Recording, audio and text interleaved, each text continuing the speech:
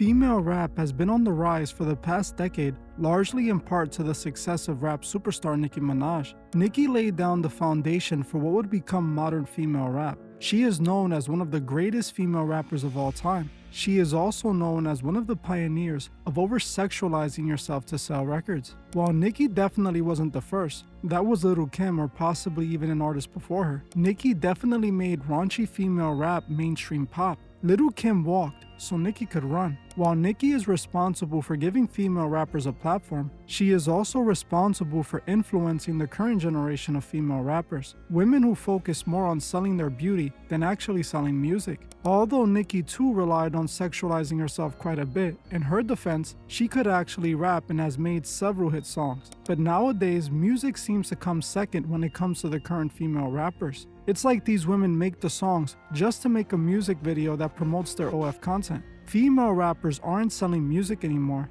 they're selling themselves. This is what Nicki turned female rap into. Rappers who are basically high-end escorts. And recently, this is what was revealed about the rapper Saweetie. Because she based her entire career on her looks, her music career has been in decline since she first came on the scene. When her 15 minutes of fame were over, it seemed that Saweetie turned to more drastic measures to make money. According to someone who worked with her, she started living her raps and was allegedly selling herself to the highest bidder, showing just how much of a slippery slope female rap truly is. One moment, you could be selling concert tickets, and next, you can be on a yacht party in Dubai, letting a billionaire sheik use you as a porta potty. Now, people are finally starting to see the reality of the overly sexualized female rappers. Hey guys, I hope all is well. Welcome back to The Truth Is, where I drop new videos exposing the truth weekly. In today's episode, we will be talking about the sad reality of female rap. But before we begin, I just wanted to let my Patreon members know I am finishing up on a new exclusive video exposing false spiritual leaders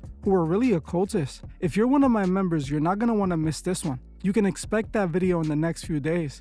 I want to thank you all. Now, let's get right into it.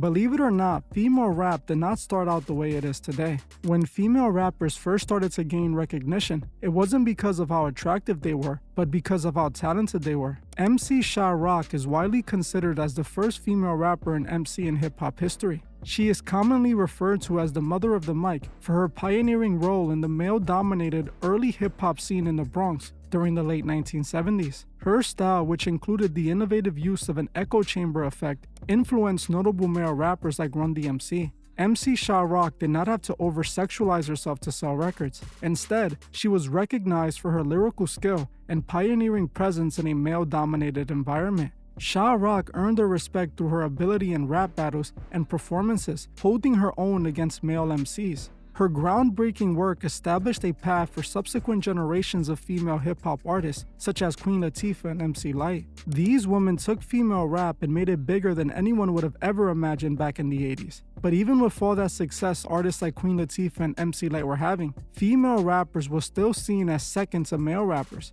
Because of this, female rap never truly made it to the heights of male rap during the 80s, failing to land a single song in the top 10 of the Billboard Hot 100 charts. But in the 90s, that was all going to change with the rapper Lil Kim.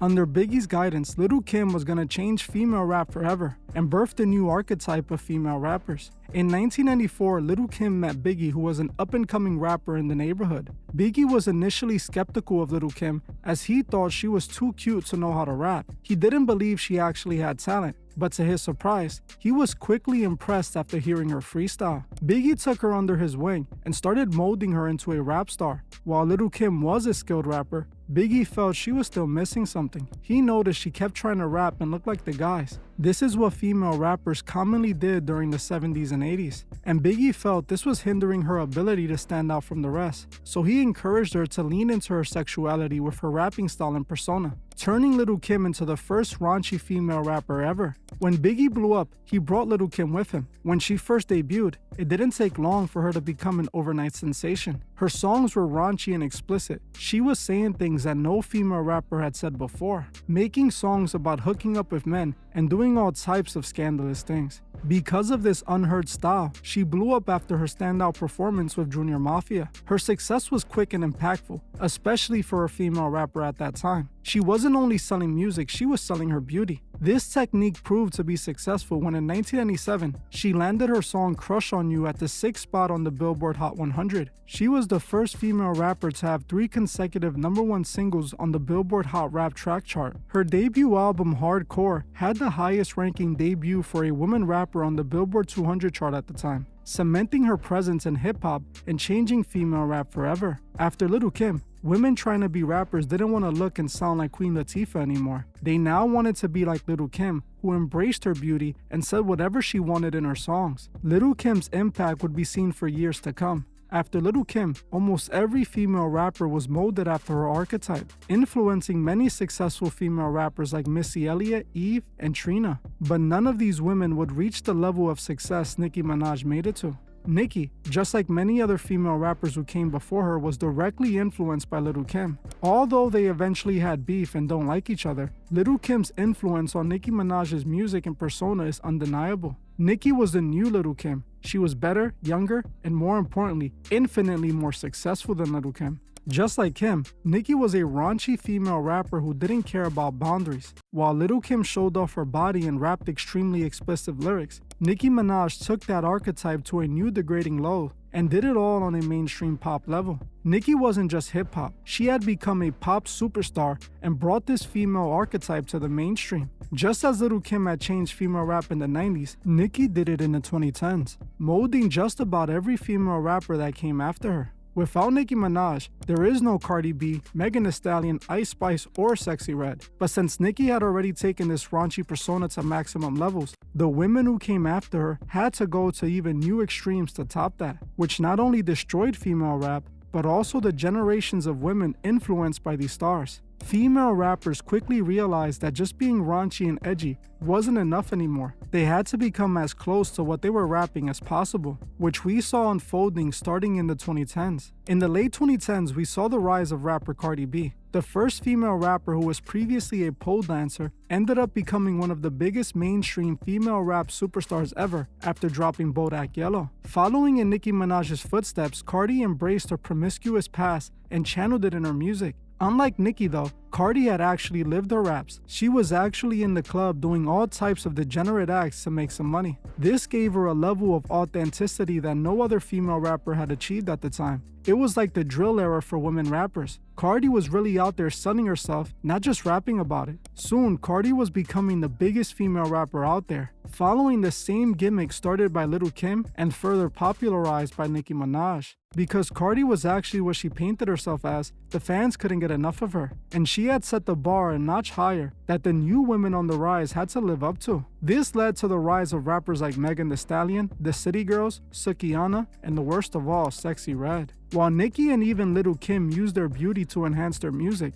the women of the new generation are solely focused on their looks to sell records. These female rappers were mostly popular because men found them attractive than their actual ability to make music. The sad thing is, the new female rappers know this. They know that their music is only going to get them so far. Most of them couldn't even really rap, so they knew the music had to be promo for what they were really selling, themselves. This led to their music videos basically becoming straight up adult films, with the women in these videos stripping off less and less, showing more and more. It almost became a competition on who could degrade themselves more for the spotlight. They used their music to get the attention of the fans, so they could then sell their beauty to them and monetize that. This only got worse in 2020, when the world saw the rise of OF. This was the moment these new female rappers were waiting for. Now they can make tens of millions, not off their music, but by selling their beauty directly to the fans. Soon, every female in the industry was promoting OF. While selling intimate videos and photos was once seen as distasteful and low class, reserved only for those in the adult film industry, the female rappers made it desirable and painted it as women empowerment, justifying selling themselves by telling their fans they were taking control of their own body and becoming financially independent from men. Soon, this started to spread to women from other industries. It was no longer only female rappers. Now it was actors, social media influencers, and even Olympic gold medalists. They all created OF and sold their intimate videos and photos to fans. It got to the point that it was eventually regular women signing up for OF, selling themselves on the site. In just 5 short years, women selling themselves on OF became not only normal but expected, with men waiting for any attractive woman who became famous to make their OF account so that they can cop a peek, leading to very disturbing moments like we saw with Danielle Bregoli, known as Bad Baby, as men were literally counting down to her 18th birthday because she promised to launch her OF that day. Bad Baby made millions in just a few days of launching her OF, showing just how far society had fallen, but also just how popular OF had become. What was once seen as distasteful and shameful was now praised. Women began bragging about how much money they managed to make selling themselves on OF, with many of these women making more money than most people would make in their lifetime. But after these females had stripped away all morality from what they were doing and showed the world all they had to offer, what else could they do once these men became tired of paying to see these videos and photos? What could they then do to sell themselves when no one cared to see them anymore? Well, what was recently exposed about Saweetie shows the next step after OF. The rapper Saweetie first gained significant popularity with her debut single Icy Girl, which went viral online in the summer of 2017. This led to her signing a major record deal in early 2018, and in 2019, she dropped one of her biggest hits, My Type. The single My Type became her first single to enter the Billboard Hot 100 chart, peaking at the number 21 spot, marking her first top 40 hit. For the next few years, like many other female rappers, Saweetie made songs with explicit lyrics and sold her beauty along with her music. But it seemed after the men got tired of her and the women found new girls to imitate, her music career started to die. By 2021, her music career was on a drastic decline, and by 2023, her music career was basically over. This is when Saweetie decided it was time to sell herself online like all the other failing female rappers. So in 2023, Saweetie struck a deal with an OF competitor to launch her own account and post her spicy pictures. She started selling these photos on her page for a $25 subscription. Unfortunately for Saweetie, this wasn't as successful as she would have wanted, leaving her with the problem of making money off her looks when people simply didn't care anymore. What was Saweetie left to do? According to a woman named Maybach May, who claims to have been Saweetie's role manager, Saweetie resorted to selling herself like a high-end escort. According to Maybach May, she organized trips to Dubai to party with billionaire sheiks for many female celebrities. Maybach May claims that Saweetie was one of those women who got paid to go to Dubai and party with these billionaire sheiks. Now, for those that have heard about these parties but have no idea what happens at them, let me explain these Dubai yacht parties. It has been revealed by many Dubai girls that these trips to Dubai are really just jobs, that Dubai billionaires pay for the most attractive women they could find, fly them to Dubai, and then proceed to go number 2 on these women. Yes, you heard me right. These billionaires would pay for celebrities and influencer models in order to use them as a porta potty. They will pay these women tens of thousands, even hundreds of thousands, so they can allow them to use them as a toilet, then send them back home. According to Maybach May, Saweetie and other famous celebrities have been paid to attend these Dubai parties. Maybach May also claimed that she allegedly organized a relationship between Saweetie and her current boyfriend, English footballer Jadon Sancho. Maybach May claims she administered a deal between Sancho and Saweetie to allegedly hook up for money. This is actually what led her to expose Saweetie, as she claims Saweetie began dating Sancho in order to never have to pay her cut. Saweetie went from topping the Billboard charts and selling out shows to allegedly selling herself to Dubai sheiks and to football players, showing how far she had fallen following the path set by Nicki Minaj and Lil Kim. Saweetie wasn't the only female rapper exposed for selling herself. Sukihana also got exposed for the same thing.